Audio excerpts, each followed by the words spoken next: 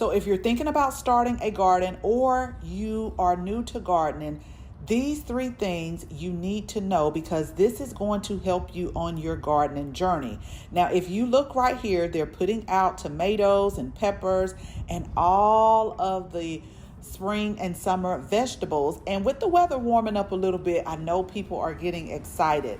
Now, based on the zone that I am in, it is not time to put out tomatoes or peppers because we have some more cold weather on the way. So if you can look right here, you see that these peppers, because it's still cool and the temperature is going to drop where I'm at to at least 32 or under within the next few days, I can already see how these plants are taking a little bit of cold damage. So I want you to write these things down and keep them handy, because if you know these things, this will help you on your gardening journey, and it will help you know when you need to plant for where you are at right now. Because just because they may have them out, it does not mean that it needs to be planted. So the 3 things I want you to write down and keep with you is: what is your growing zone?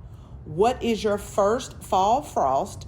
And what is your last spring frost? Because this is going to help you know what you need to plant out and when. Now make sure that you follow us for more gardening tips.